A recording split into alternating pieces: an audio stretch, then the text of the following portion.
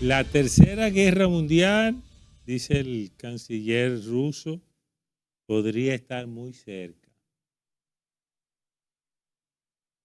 Ese tema de Medio Oriente cada vez se complica más. Y de todo lo que tiene que ver con ese mundo, esa parte del mundo. Es como si usted quisiera agarrar un erizo. Imagínese que usted quiere agarrar un erizo y usted no va a encontrar la forma segura de que no le puye, aunque sea una pullita del erizo. Así es que yo pienso, para entender desde mi contexto, el tema de Oriente Medio, el tema de los árabes, el petróleo y los pasos ahora de Hormuz, que ahora tienen una preocupación. Y imagínense, se está hablando de guerra, de tercera guerra, en tiempos tan difíciles y en tiempos tan diferentes a los que han sido la segunda, la primera guerra, en función de armamentismo. Es el tema del momento, es el tema que hay que abordar, pero es un tema muy complejo. Por supuesto, para esa realidad uno busca un invitado, un soporte. Y en mi caso, yo tengo el privilegio que soy el único coproductor y conductor de programas de televisión en la República Dominicana que tiene un hermano que sabe de todo. Se llama Alfredo de la Cruz. Bienvenido a este programa, Alfredo. Gracias, Galante. Wow, wow. Con esa fanfarria, con esa palabra. Bueno, me equivoqué. No, yo soy, tú eres mi Somos hermano, soy tu hermanos. hermano. Entonces, Sí. él es el que me ayuda, me auxilia. Alfredo. Y mi hijo, Katie, el Benjamín de la casa, tú eres su primer tío. Oye bien, su el primer tío del hijo. Sí. ¿Okay? Y es de verdad, no mentira. Alfredo, yo no sé si lo dije bien, es como el cuerpo spin. Es tú la cojas por aquí, te puya algo. Y así que yo percibo. Una buena analogía para describir la complejidad de ese tema. ¿Qué nos trajo hasta aquí? Bueno, vamos a ver porque cómo... ellos no salen de una crisis. Sí, sí. Ellos no salen de un conflicto, ellos no salen de un problema. Pequeño, mediano, grande, pero siempre tienen algo. Vamos a contextualizar. Contexto. Sí, mira, con la creación del Estado de Israel por David Ben Gurión en 1948, los estados árabes vecinos le hicieron la guerra, porque para ellos era un anatema la existencia de un Estado judío en ese territorio que en su relato era musulmán. Pues Egipto, Siria, Jordania e Irak le hicieron la guerra a Israel. 3 guerras, en el 48, en el 67, en el 73, para destruirlo, para desintegrarlo, para desaparecerlo del Medio Oriente. Pero en las 3 guerras Israel lo venció a ellos. Y ya no le hicieron más la guerra a Israel porque no pudieron vencerlo. Pero en ese tiempo Irán era muy aliado de Occidente, porque gobernaba allí el Shah Mohammad Reza Pahlavi, que era el monarca que gobernaba Irán, que entonces se llamaba Persia, y era muy inclinado hacia Occidente, tenían buenas relaciones. De hecho, en 1957 crean el primer programa nuclear de Irán para uso pacífico de la energía, electricidad, agricultura, salud y otras cosas. Crean el Centro de Investigación de Teherán y crean un pequeño reactor nuclear para experimentación. Pero esa cercanía con Occidente, los clérigos chiitas empezaron a verlo como una influencia perniciosa de Occidente en Irán. Y la represión y la corrupción y todo eso hizo que ese movimiento creciera y crearon una revolución religiosa, con la cual se colocó el Shah Ruhollah Khomeini, quien se encontraba fue exiliado a Francia. Pues con el derrocamiento del Shah, Khomeini regresa a Irán y se coloca al frente de la revolución islámica y crea una teocracia chiita. Esto es un gobierno religioso. Entonces, ellos querían regresar a la ley del Islam y desaparecer esa influencia occidental. Es así que reniegan y detienen el programa nuclear, porque eso era influencia occidental. Pero entre sus primeras medidas del Shah, estamos hablando por allá, por 1979, su declaración de desaparecer al Estado de Israel, y eso se enarboló como política oficial, desintegrar al Estado de Israel. Por eso es que el que Irán posea un arma nuclear es tan sensible para Israel y para otros estados occidentales. Pues bien, cuando estalla la guerra con Irak en 1980, esta guerra duró hasta 1988 y fue una guerra muy pareja, una guerra de desgaste. Al final de la guerra, los ayatolas entienden, analizan que deben de retomar el programa nuclear para mejorar su capacidad defensiva. Y retoman el programa. Esto llevó un poco de preocupación a la población occidental y a los rivales tradicionales de Irán en esa zona, porque es bueno que sepamos que el Islam tiene dos corrientes mayoritarias, los sunitas y los chiitas. Arabia Saudita y gran parte de la comunidad musulmana es sunita. De hecho, Arabia Saudita es como el líder de los sunitas. Entonces, los iraníes, por allá, por el siglo VI, cuando fueron conquistados por los árabes, que ellos no son árabes, son persas, abrazaron el chiismo, que es la rama del Islam que cree que el heredero de Mahoma debe ser su pariente Alí. De ahí viene chií, seguidores de Alí. Bueno, el hecho es que ellos crean su programa nuclear y esto crea mucha preocupación. Crean el centro de Isfahán con ayuda de China. Voy a tratar de resumir para poder avanzar.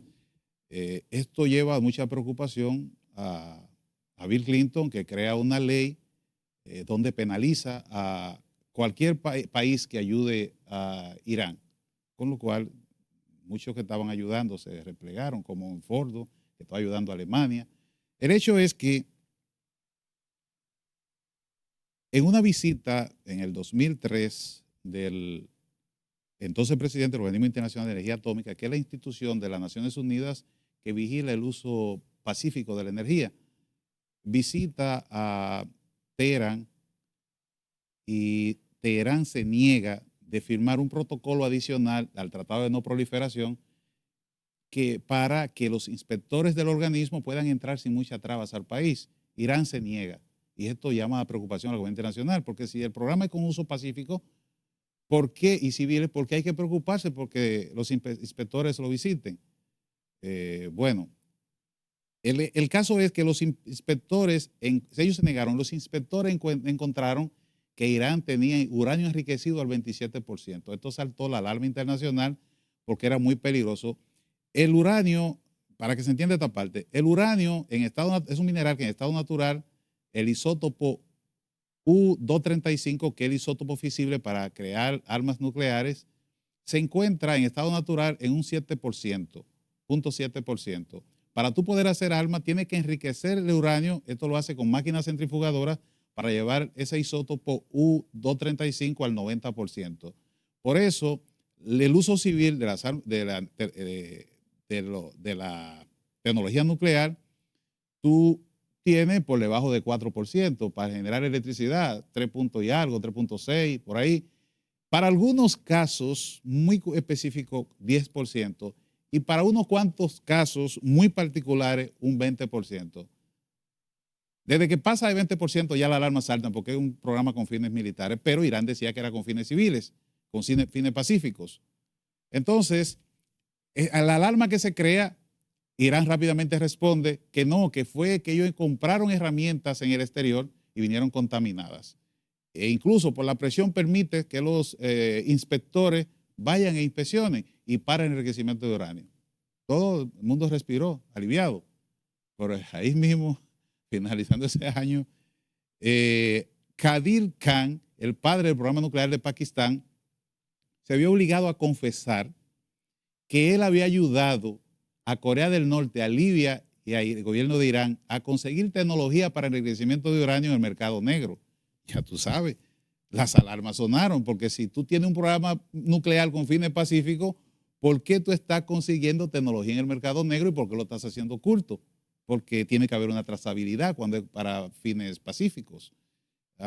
Bueno, saltan las alarmas. y esto crea una gran preocupación, que fue a más. Entonces, Irán se paró en un tiempo, luego reactivó otra vez el enriquecimiento de uranio. Para el año 2013 llega al poder un reformista, porque en Irán hay dos corrientes políticas. Los conservadores ortodoxos, que creen que Irán tiene que dotarse de un arma nuclear para mantener su independencia estratégica, su autonomía estratégica. Y hay una corriente de los moderados que cree, o reformistas, que piensan que hay que aminorarle un poco a lo de conseguir armas nucleares para aliviar las sanciones y poder llevarle bienestar al pueblo. Pues Hassan Rouhani llega al poder en el 2013, en el gobierno de Barack Obama se empieza a negociar un acuerdo que para el 2015 se logra el acuerdo para limitar el programa nuclear de Irán, que era el acuerdo integrar conjunto con los 5 integrantes del Consejo de Seguridad de Naciones Unidas, Estados Unidos, Rusia, China, Reino Unido y Francia, más Alemania, al cual luego se le integra la Unión Europea. El mundo respiró tranquilo porque Irán en la comunidad internacional, vigilado por el Organismo Internacional de Energía Atómica, era mejor que tener un Irán paria, que nadie sabía lo que estaba haciendo. Pero inmediatamente el gobierno de Israel satanizó el plan, el acuerdo, a lo cual le apoyó Donald Trump, que era candidato de la oposición. Israel decía que el programa nuclear, ese acuerdo que se logró, no limitaba el programa de misiles balísticos de Irán. Por tanto, ese programa misilístico no debía ser permitido, pero además que ese acuerdo no limitaba la financiación que hacía Irán a su dispositivo PROXY establecido con las milicias chiíes en Siria, las milicias alawitas en Siria, las milicias chiitas en Irak, la milicia de Hezbollah en el Líbano, las milicias chií, saidí, hutíes en Yemen, Hamas y la Yihad Islámica en la Franja de Gaza. Que por tanto, como eso no establecía limitantes a eso, porque Irán vendiendo ese petróleo estaba recibiendo mucho dinero, en ese momento el petróleo estaba por las nubes, entonces eso había que limitarlo. Y Trump prometió en campaña que si llegaba al poder iba a retirar a Estados Unidos del acuerdo. A pesar de que los gobiernos occidentales trataron de que no lo hiciera, Trump gana la presidencia y en el 2018 retira a Estados Unidos del acuerdo. El mundo se preocupó bastante porque Irán volvía a ser un paria. Se le impusieron sanciones más drásticas para que no pudiera vender petróleo. Y esto creó muchos problemas dentro de la sociedad iraní, problemas económicos y políticos de toda naturaleza. Trataron esos países de recuperar el acuerdo, pero no se pudo. Y Irán volvió a enriquecer uranio. Llega al poder Joe Biden. Israel denunció el programa nuclear de Irán, que estaban a un paso de conseguir un arma atómica y quería bombardear las centrales nucleares. Pero el gobierno de Joe Biden no quiso porque si Israel bombardeaba la infraestructura petrolera y gasística de Irán, podía disparar el precio del petróleo, de los energéticos en el mercado internacional. Pero si bombardeaba las instalaciones nucleares, podía crear una catástrofe ambiental con una fuga radiactiva, una fuga química. Y no hubo forma de ponerse de acuerdo. Llega Donald Trump, no le permitió que atacara. Llega Donald Trump al poder ahora en el 2025 y muestra intención de recuperar, llegar a un acuerdo con Irán que eliminara el programa nuclear de Irán. Se dio 60 días para eso, entraron a negociaciones, esas negociaciones se estancaron, no hubo forma de avanzar a un pacto.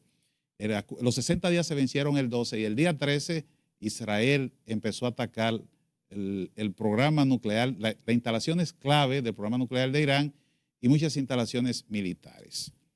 ¿Qué es lo preocupante de esto? Para el mundo, pero sobre todo para Irán, que a pesar de que Irán es una potencia regional que todos le temen por lo poderosa que es, quedó de manifiesto que el gobierno de Israel logró infiltrar sus operativos del Mossad dentro del territorio de Irán, construir allá dentro una fábrica de drones, con operativos del Mossad y con ciudadanos iraníes. Y antes de que los aviones F-15, F-22 y F-35 bombardearan, los operativos operaron drones con los que cegaron los radares del sistema antiaéreo, de defensa antiaéreo de Irán, pero además descabezó la cúpula militar de la Guardia Revolucionaria de Irán, que es un ejército paralelo al ejército convencional. Es un ejército ideologizado cuya función es defender la revolución. Pues ahí eliminó al general Hossein Salami, que era el comandante de los cuerpos de la Guardia Republicana, eliminó al general comandante del Estado Mayor y a la gran cúpula militar del país, pero además eliminó más de 10 científicos nucleares, entre ellos los dos principales jefes del programa nuclear de Irán. Eliminó infraestructuras claves del programa nuclear, infraestructura militar, y esto llevó a que Irán no pudiera responder, aunque a las 24 horas respondió y empezó a lanzar misiles contra Israel. Esto le dio superioridad aérea porque controlaba el espacio aéreo y limitó un poco la respuesta de Irán, la cual también tenía que ser estratégica a la hora de responder, porque si su respuesta era muy contundente, podía lograr que Estados Unidos se colocara al lado de Israel y le tumbaran el gobierno de los ayatolás. Ahora, ¿qué es lo que pasa?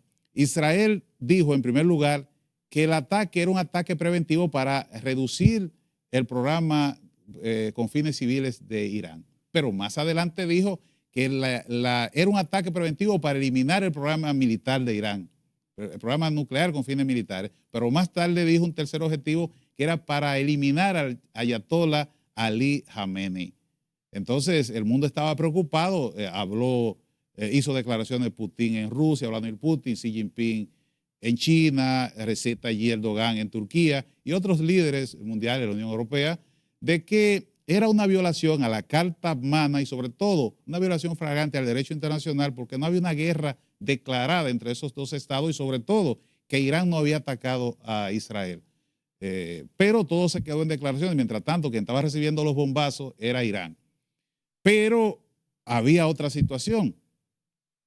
La central nuclear, el laboratorio nuclear de Fordo está bajo una montaña a más de 80 metros de profundidad. Israel ni tenía las bombas para llegar a esa profundidad, pero tampoco los medios para llevar esas bombas. Esas bombas solamente las tiene Estados Unidos, que son la UGB-57, que son una bomba que pesan alrededor de casi 14,000 kilogramos y son de algunos 6 metros, pero además no tenían el avión para movilizarle el transporte. Los únicos aviones que pueden llevarla son los bombarderos B-2, que solo lo tiene Estados Unidos y no lo vende. Entonces, ahí se pensaba que iba a ser un fracaso el proyecto, el ataque, la operación de Israel al no tener esas herramientas. Pero el sábado nos sorprende, el sábado 21 nos sorprende Donald Trump cuando anuncia que sus aviones han hecho una incursión eficaz, efectiva dentro de Irán y destruyeron el programa nuclear de Irán. Que sus aviones, sus fuerzas aéreas la mejor del mundo, que su fuerza armada es la mejor del mundo y sus chicos ya vuelven a casa después de haber hecho una operación exitosa. Ahora, la pregunta es, ¿es cierto que destruyeron el programa? ¿No va a hacer nada Irán? ¿Qué significa esto para el mundo? Bueno, una excelente forma de irse a la pausa comercial y volver para conectar con la respuesta. Pues quédese con nosotros. Como saben, tenemos como invitado nuestro hermano y amigo de siempre, Alfredo de la Cruz, especialista en temas internacionales y de seguridad. De hecho, dentro de sus estudios hay uno de Medio Oriente Medio, que uno casi nunca lo dice, pero está ahí. Alfredo, Trump anunció una gran victoria a propósito de Irán y con sus aviones especiales y sus bombas que solo manejan ellos y nada. Pero entonces hacemos una pregunta. ¿Fue cierto que lo de los temas del uranio? ¿Qué va a ser el mundo? ¿Qué va a ser Irán?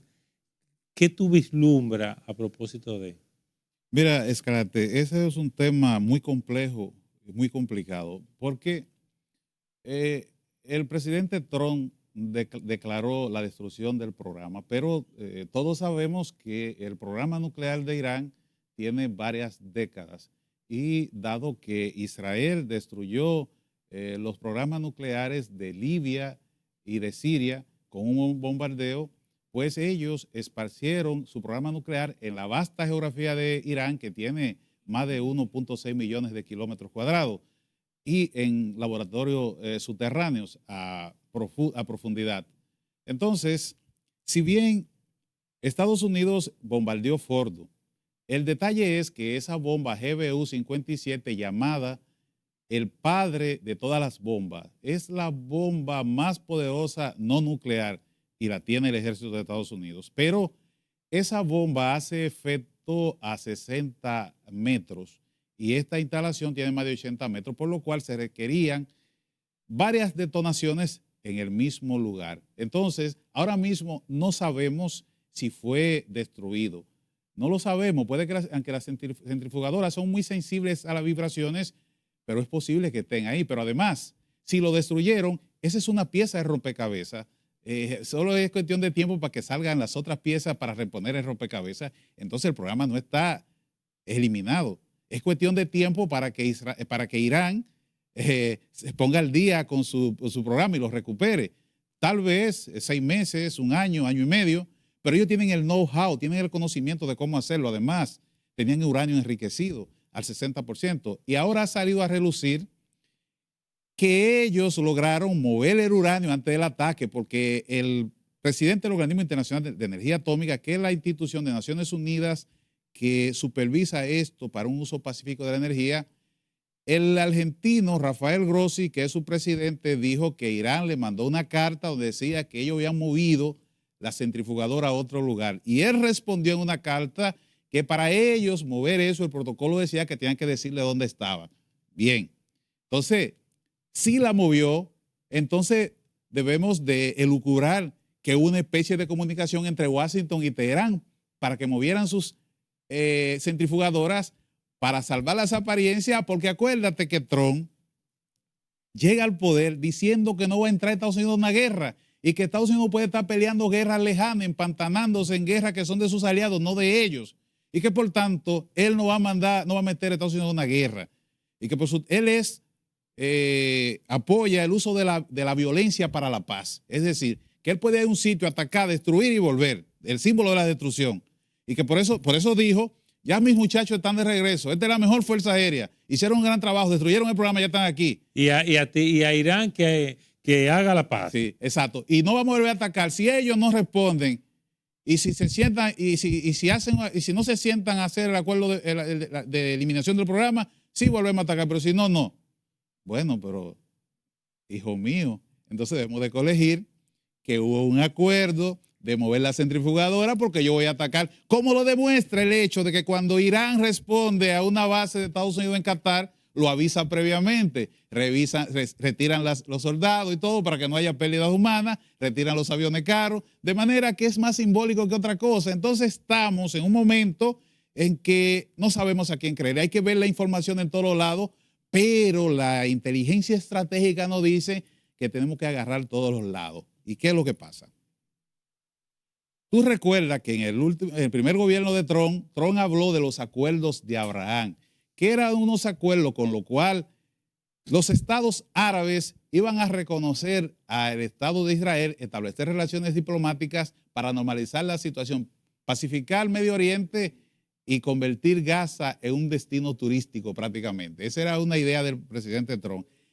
Y ya varios estados árabes habían normalizado relaciones, como Bahrein, entre ellos Qatar, Egipto de 73. Pero el más representativo de todo era Arabia Saudita, que estaban en negociaciones para establecer relaciones, a pesar de que todos esos estados árabes por debajo tienen relaciones con Estados Unidos porque su enemigo con Israel, porque su enemigo común es Irán, pero como eso es muy sensible, el tema israelí-palestino ante sus poblaciones ellos hablan contrario a Israel y Estados Unidos, pero a ellos les conviene compartir inteligencia con Israel y la tecnología de Israel por debajo, underground. Entonces, cuando ya estaba que en los próximos días se iban a firmar los acuerdos de relación diplomática con Arabia Saudita, Hamás inicia el ataque a Israel en octubre de 2023, donde murieron más de 1.200 ciudadanos israelíes y de otros países que estaban allá, centenares de secuestrados y decenas de heridos. Y niños. Sí, entre jóvenes. niños. Sí. Esto dio cabida para que Benjamín Netanyahu iniciara la guerra en Gaza, con lo cual puso en una mala posición a Hamas y a la Yihad Islámica, donde mató más de 20.000 de sus milicianos. Pero además inició la ofensiva en el Líbano contra Hezbollah, eliminó a Hassan Nasrallah, el líder de esa agrupación desde los 80, una persona muy cercana al ayatollah de Irán, Ali Khamenei, pero muy respetado en el mundo del Islam. Lo eliminó, además con los bombardeos, con la operación de los Beepers, los localizadores, descabezó parte del liderazgo medio de Hezbollah y además con los bombardeos eliminó sus depósitos de cohetes y de artillería, con lo cual Hezbollah, que era el principal valedor de Irán, quedó muy maltrecha, igual Hamas. Entonces, los hutíes llegaron a un acuerdo con Estados Unidos, por lo cual, de alguna manera, en Irak, en Siria, cae su valedor, Bashar al-Assad, que ellos, cuando estalla la guerra civil en el 2011, Irán y Rusia le ayudaron a mantenerse en el poder, pero cae Bashar al-Assad. Entonces, de alguna manera, Irán ha quedado muy aislada y de alguna manera esto conviene a los intereses de los países árabes como Egipto, Bahrein, Emiratos Árabes Unidos, Qatar, incluso Arabia Saudita, quienes en lo público condenan los ataques, pero por debajo se frotan las manos, porque le conviene a ese enemigo que le tienen miedo, porque es una potencia regional poderosa. Incluso, entonces yo decía, si Irán fabrica el arma nuclear, nosotros vamos a tener que construir armas nucleares también. Entonces era un problema que podía haber una carrera armamentística nuclear en esa zona, y una zona que es un barril, esa podría ser la mecha que la detonara, creando una conflagración regional que podía impactar al mundo. Y esa es la situación que ha llevado a que Irán esté solo. Porque entonces, algunos dicen, no, Irán tiene relaciones, alianzas con China y Rusia. No. Seamos claros en esto. Irán no tiene una alianza militar ni con Rusia ni con China. Irán, China y Rusia tienen intereses estratégicos que coinciden en algunas áreas frente a un rival común que es Estados Unidos. Porque desde la existencia de la Unión Soviética, de cuando existía la Unión Soviética, Irán y Rusia tenían problemas geopolíticos porque en algunas áreas se rozan sus esferas. Entonces ellos sí tienen acuerdos estratégicos. Irán le vende misiles y drones a Rusia. Cuando Rusia empieza la guerra en Ucrania, su industria de drones era muy mala, pero la de Irán sí era buena. Entonces ellos le venden los misiles y le venden los drones. Pero no es una alianza militar. La alianza tiene la OTAN, que tú atacas a uno de sus países y atacas a los 28, es más, a los 32 con los otros asociados. Eso sí es una alianza militar. Tampoco la tiene China. A pesar de que China se ha vendido últimamente, en los últimos años, como un mediador en la región de mucha influencia, incluso logró que se reanudara la relación diplomática entre Irán y Arabia Saudita. La verdad es que China nunca ha querido mojarse los pies, siempre ha sido de lejos. Y esta guerra de 12 días deja en evidencia a China y a Rusia muy mal parada. A Rusia, ¿por qué? Rusia no fue capaz de ayudar a su aliado Bashar al-Assad en Siria, que lo tumbaron, pero tampoco fue capaz de ayudar a Armenia cuando Azerbaiyán le atacó por Nagorno-Karabaj, que quedó muy mal parada. Entonces, ahora tampoco es capaz de ayudar a un cercano como Irán. Entonces quedamos, pero también China. China no es capaz, donde se ha vendido como el mediador en Oriente Medio, de evitar esta escalada, pero tampoco hemos visto que se ha colocado al lado de Irán, que no lo va a hacer, porque sea como sea, usted esté de acuerdo o no con las políticas de Estados Unidos acaba de demostrar que la potencia más poderosa del planeta tiene la tecnología más adelantada, que en 48 horas puede proyectar su poder militar a cualquier parte del mundo. Nada más lo puede hacer Estados Unidos. Como esta operación de los aviones, de los bombarderos, que en 37 horas colocaron bombarderos allá en Irán, bombardearon y volvieron a Estados Unidos. Solamente Estados Unidos puede hacer eso. Incluyendo el combustible. Sí, los aviones cisterna para repostar combustibles. Hicieron todo. Además, la tecnología satelital. Fueron 2 veces. Sí, la tecnología satelital para mantener, pero además la tecnología furtiva para mantener esos aviones bombarderos B-2, tienen una tecnología furtiva de primera, que no la tiene nadie más que Estados Unidos, y se demostró ahí.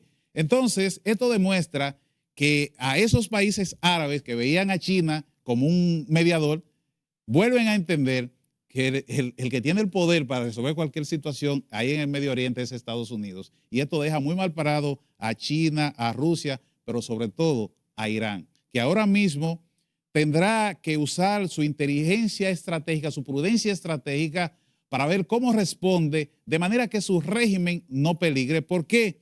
Porque si hacen un enfrentamiento, un ataque, un contraataque de manera muy viral, pues podían generar que Estados Unidos y Israel, que ya Netanyahu quería eliminarlo, tumbaran el régimen. Pero ¿qué pasa? Si tumban el régimen de Irán, esto es problemático. Irán tiene casi 100 millones de habitantes. Es un sistema que de alguna manera funciona, donde los clérigos chiíes tienen una gran importancia, influencia, y sobre todo el cuerpo de la Guardia Revolucionaria controlan ese sistema. Allí no hay una oposición cohesionada, estructurada, que pueda decir voy a tomar el poder, por cual se podría crear un vacío de poder con unos flujos, con un 30 o un 40% de esa población migrando como refugiados.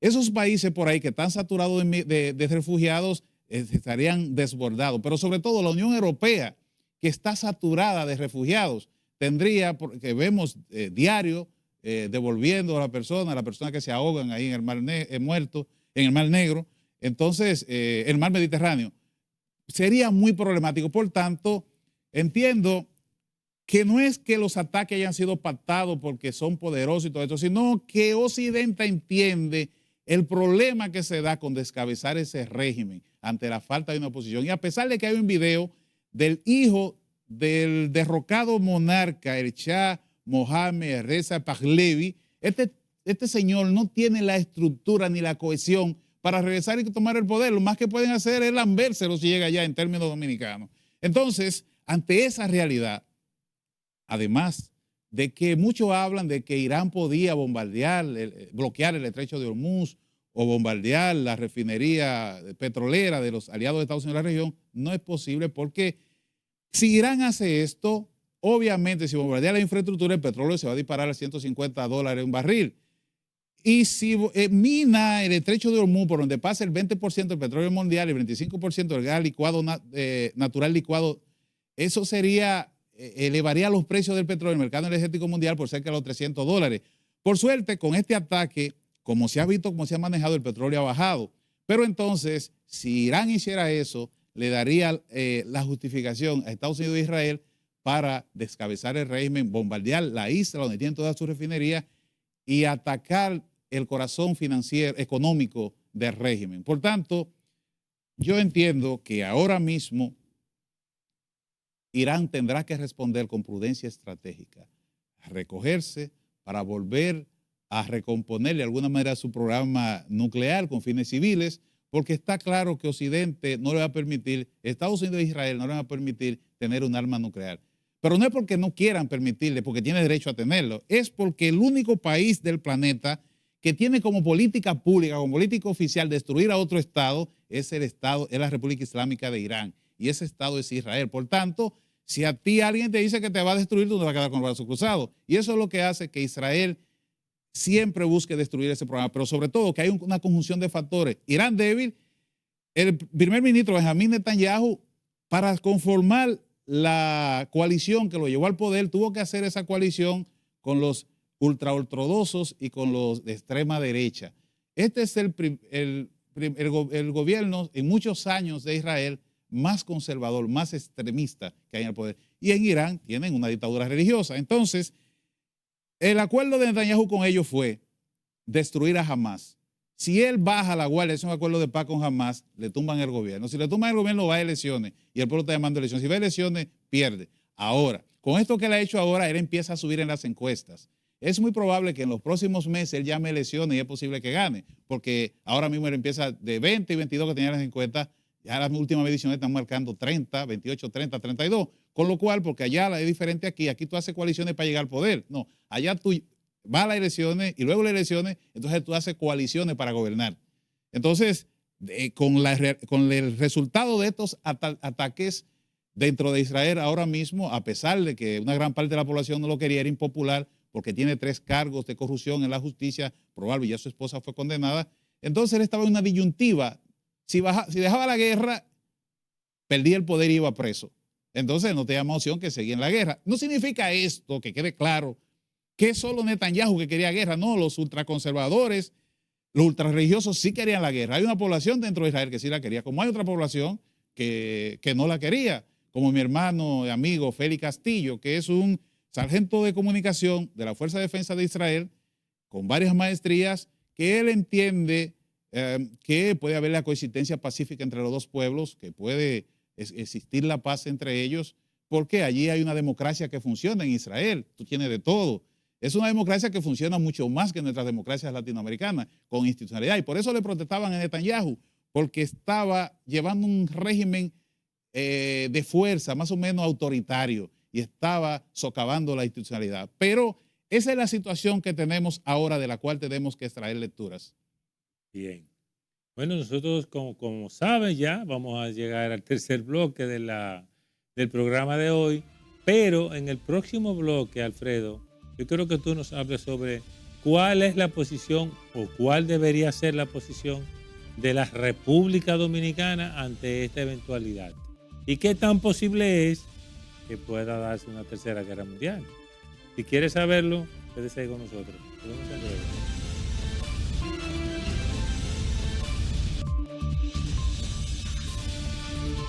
Bueno, gracias por permanecer ahí fiel a Conexión Global RD. Les recordamos que estamos en YouTube, asimismo Conexión Global RD. Búsquelo, sugiéralo. Y este tipo de programa es lo que nos mueve a estar haciendo televisión, comunicación, ser parte de los que nos importa el país y de lo que debemos estar al tanto de lo que pasa en el mundo. Por eso el nombre global, porque no nos circunscribimos solo a la República Dominicana. Por supuesto que no podemos cerrar el tema sin hablar con Alfredo de la Cruz sobre la República Dominicana. Ese granito de arena en el conglomerado de países del mundo que debe importarle de alguna forma que este tipo de realidad global le afecte lo menos posible. Dime de la República Dominicana, ¿qué nos toca hacer? ¿Esperar que las potencias se pongan de acuerdo? ¿Exponernos sin hacer nada? ¿Ahorrar? Dime, ¿qué nos toca? Vamos a empezar por la primera pregunta que dejaste al final del pasado bloque, sobre la posibilidad de una tercera guerra mundial. Por suerte, esta guerra de 12 días se consiguió un alto al fuego, que no es un acuerdo de paz, es un alto al fuego, es decir, que es muy frágil lo que hay, que deberá ahora fortalecerse. Obviamente que sí tenía la potencialidad de desencadenar un conflicto regional, porque si Irán obtiene un arma nuclear, significa que las monarquías del Golfo, que son sus rivales estratégicos, van a querer tener armas nucleares. Y países que son potencias mundiales, como Corea del Sur o Japón o Brasil, que firmaron el Tratado de No Proliferación y dejaron sus proyectos nucleares, pues no iban a tener incentivo para no retomarlo.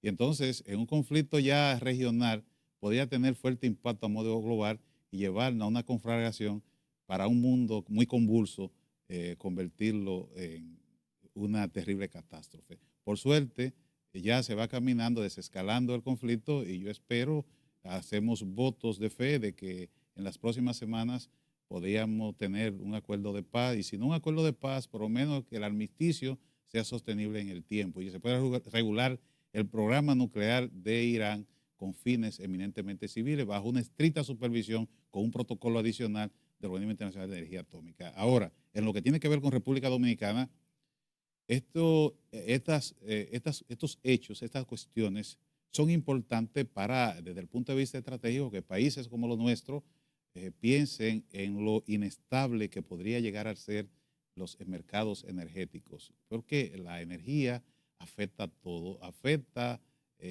los commodities, afecta el mismo valor del dólar, que el dólar y el petróleo multiplican los precios en toda la otra parte. Y entonces, un mundo ya que está en recesión podría llegar fácilmente a una recesión con inflación galopante y eso es problemático. Eh, pero en situaciones como esta, para hacer previsiones, deberíamos tratar de incrementar nuestra capacidad de almacenamiento, tanto de petróleo como de gas. Nosotros tenemos una refinería, pero nosotros no refinamos la cantidad que necesita el país. Por tanto, tenemos que comprar reservas, comprar fuera. Por tanto, necesitamos una capacidad de reserva que sea más de 30 días. No significa que es tan mala la que tenemos, porque China, que es una superpotencia global, su capacidad de reserva son de 30 días y está tratando, que llegó, la aumentó en años recientes y está tratando de seguir aumentando. Nosotros podíamos, desde el punto de vista estratégico, tratar de aumentar nuestras reservas estratégicas, pero sobre todo que pueda haber un marco, un formato nacional para cuando hay crisis globales, los líderes políticos y las fuerzas vivas de la nación puedan analizar estos temas sin lavanderías políticas, sin el color de los partidos políticos, sino como temas nacional, para poder crear estrategias que garanticen el desarrollo y el progreso de nuestro pueblo, que garantice el interés nacional y que a pesar de que el mundo se esté acabando, nosotros podamos seguir nuestra senda de desarrollo. Ya lo pusimos de manifiesto que podíamos ser autosuficientes en la pandemia, que fuimos capaces de más del 85% de nuestros alimentos producirlo aquí en República Dominicana, nuestros productos agropecuarios. Entonces tenemos antecedentes. Es decir, que si nos ponemos todos a una, oposición, gobierno y fuerzas, todas las fuerzas vivas de la nación, asociaciones profesionales, clubes barriales, dirigentes comunitarios, sindicatos, podríamos de alguna manera para situaciones excepcionales tener un formato de discusión y de análisis de estos temas para tomar las previsiones que nos permitan blindarnos ante estos eventos, estos conflictos que tienen la potencialidad de afectar a los países que conforman el Concierto de Naciones Libres. También quizá llegar cada vez más, nos llaman la atención las represas que hay un par por ahí que deberían estar listas y no están para fines de generar energía y por ahí se ahorra mucho combustible. Sí, sí, están las energías renovables, entre ellos esa hidráulica, la fotovoltaica, que es la que aprovecha la energía del sol, incluso la mareomotriz, que aprovecha los asuntos de los océanos. Y en el sur, allá, Barahona, Pedernales, podríamos hacer experimentos a ver si se puede generar energía a partir de las olas del mar. Hay muchas cosas que se pueden hacer, pero se necesita un proyecto de desarrollo nacional que no esté fundamentado en colores políticos, sino en el interés nacional.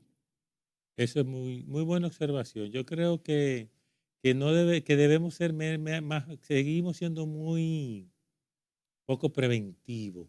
Y eso no nos ayuda en crisis, porque no deberíamos estar esperando situaciones adversas para tener un buen almacenaje de petróleo, de combustible, de todo lo que consume el país, que nos va a salir más económico porque simplemente reponemos. Pero cuando compramos más costoso, entonces eso encarece el producto. Así es. Bueno, nosotros, Alfredo, te agradecemos mucho. Eh, no sé si tiene alguna otra parte que señalar Sí, antes de que nos vayamos. sí, rapidito. Decirle a tu audiencia que si quieren profundizar en estos temas, en nuestro canal Alfredo en Directo, he creado una lista de distribución que se llama Crisis Irán-Israel, donde usted puede ver todas nuestras participaciones en los medios y la que hacemos en nuestro canal, analizando en detalle este tema que es bastante profundo, complejo, con muchas aristas y que en espacios como este uno trata de hacer el mejor esfuerzo, pero uno responde preguntas y surgen más preguntas. Cierto. Una pregunta con la respuesta trae otra pregunta y otra observación. De nuevo, ¿cómo se llama el canal, el tema? Bueno, el canal es Alfredo en Directo, el canal de YouTube, y la lista de reproducción se llama Conflicto Irán-Israel. Conflicto Irán-Israel. Es la mejor forma de que se mantenga en un conflicto y no en una guerra. Y esperemos que el canciller, como comenzamos el programa de Alemania, no tenga, de Rusia, no tenga razón, porque no haya ningún tipo de tercera guerra mundial. Nos vemos el próximo sábado. Gracias por acompañarnos.